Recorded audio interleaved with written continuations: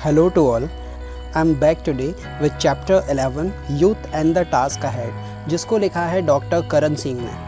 Doctor Karan Singh का जन्म 1931 में हुआ। ये एक पॉलिटिशियन, ऑथर और डिप्लोमेट थे। इनको इनकी फ़िलॉसफी और पॉलिटिकल साइंस की राइटिंग के लिए जाना जाता है।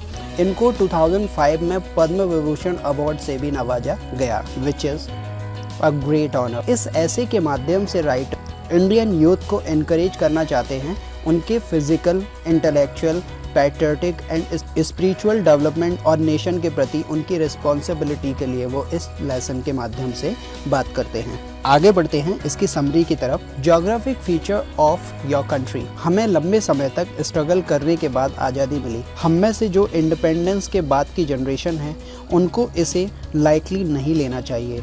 आज़ादी को मेंटेन करके रखना इट्स अ डिफ़िकल्ट टास्क। किसी भी देश की ज़्यादातर एक्टिविटीज़ में यंगस्टर्स पार्ट लेते हैं। उनकी एनर्जी को सही डायरेक्शन देकर देश को मजबूत बनाया जा सकता है। उन्हें अपने भविष्य की जिम्मेदारियों को उठाने के लिए अपने आप को एजुकेट करना चाहिए। राइटर देश के यंगस्टर्स को एनकरेज करते हुए कहते हैं कि हमारे यूथ को अपने अंदर बहुत सारी क्वालिटीज़ डेवलप करना चाहिए।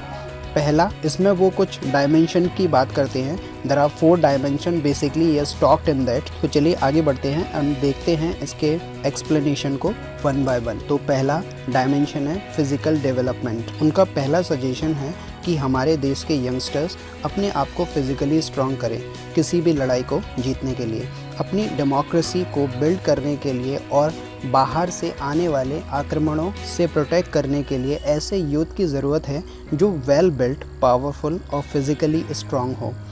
और इसके ऊपर उन्हें राइट डायरेक्शन की ज़रूरत है जो उनकी ताकत को सही दिशा में गाइड करे। हमारे देश में एनसीसी, फिज़िकल फिटनेस जैसी ऑर्गेनाइजेशंस हैं जो यूथ को फिज़िकली पावरफुल बनाने के लिए काम कर रही हैं। दूसरा डायमेंशन है इंटेलेक्चुअल डेवलपमेंट, क्योंकि हम साइंटिफिक और टेक्निकल वर्ल्ड में रह रहे हैं जिसमें कंपटीशन बहुत हाई है, इसलिए हमें हमारी प्रीवियस जनरेशन से आगे जाना होगा। जो यंगस्टर्स हायर एजुकेशन लेते हैं उनको अपना 1 मिनट भी बर्बाद किए बगैर देश की सेवा करनी चाहिए। Now shifting ourselves toward the third dimension, that is patriotism dimension. Patriotism, देशभक्ति, यही एक ऐसी क्वालिटी है जो हम सभी इंडियंस को एक करती है, जो देश के डेवलपमेंट के लिए अच्छा है। और हम इसी देशभक्ति से ही करप्शन और डिस्क्रिमिनेशन जैसी प्रॉब्लम्स को ख़त्म कर सकते हैं और इससे हमारे डेवलपमेंट में तेज़ी आ सकती है। इंडियन यूथ को पता होना चाहिए कि वो देश के आइडियल्स हैं और देश को आगे बढ़ा सकते हैं। श्री अरविंदो घोष ने भी यही कहा था कि देश के यूथ जो भी करें देश के फेवर में करें जिससे देश का विकास हो। Now the last dimension is spiritual dimension. ये क्वालिटी इंसान को धरती पर सभी जीवों से अलग बनाती है।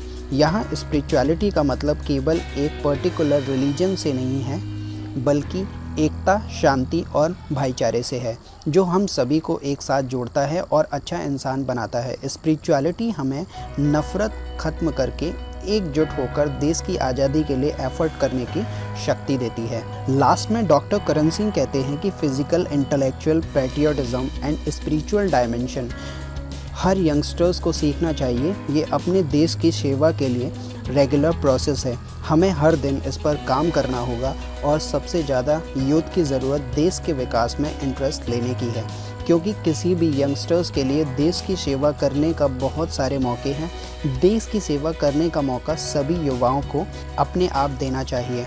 इस जनरेशन के सामने ओल्ड जनरेशन से ज़्यादा चैलेंजेस हैं। राइटर को ऐसा विश्वास है कि हमारे देश के युवा हर चुनौती का सामना कर लेंगे। So this was the summary of youth and the task ahead written by doctor Karan Singh. So for now, thank you very much for watching this. Bye bye.